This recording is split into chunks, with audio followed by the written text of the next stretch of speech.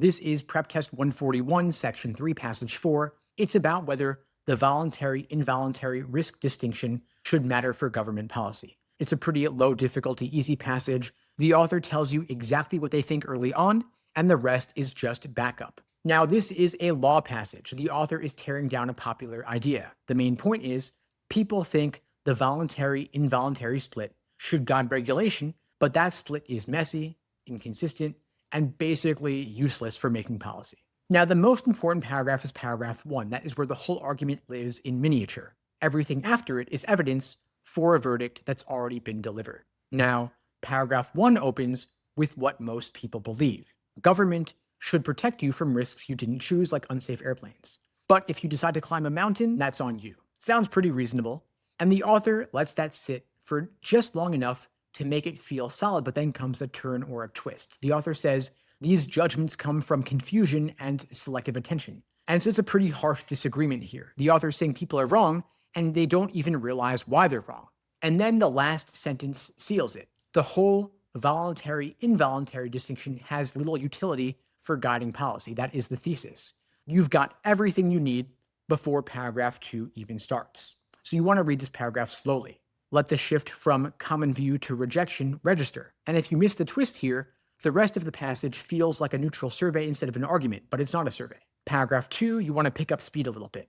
This is the first piece of evidence, and the logic is pretty straightforward.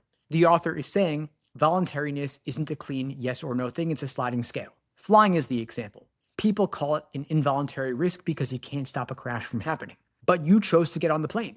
You could have checked safety records, you could have driven instead. So where exactly does voluntary and involuntary begin?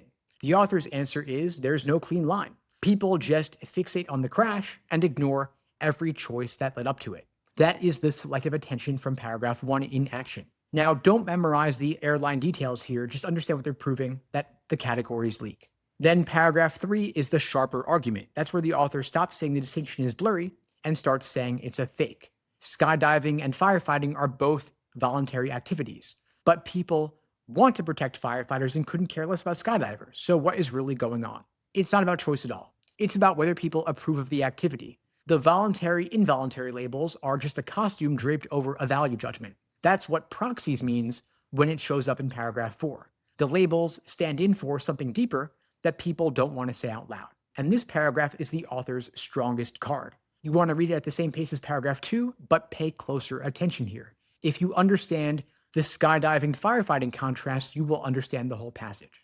Now, paragraph 4 is 2 sentences of conclusion. You want to skim this. The author says, government should save as many lives as possible with whatever resources exist.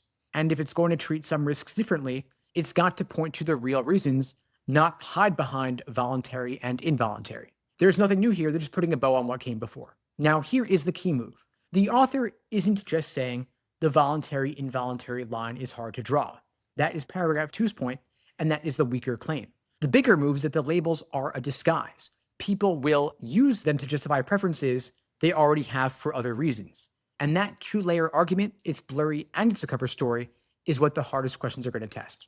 Now, the author's stance here is clear opposition. They think the distinction is unreliable and should be replaced by more honest reasoning. And the trap is softening that stance. Students will often read this author as saying the distinction is complicated when the author is actually saying the distinction is trash. So if you hedge the author's position on a question about attitude or main point, you're going to pick an answer that's too mild. Before you go on to the questions, check yourself on 3 things. First, why does the author use 2 separate arguments instead of 1? What does the firefighter example prove that the airline example doesn't prove? Second, what does the author actually want policymakers to do differently? And third, can you state the author's opinion in one blunt sentence without using the word nuanced? If you can, you're ready.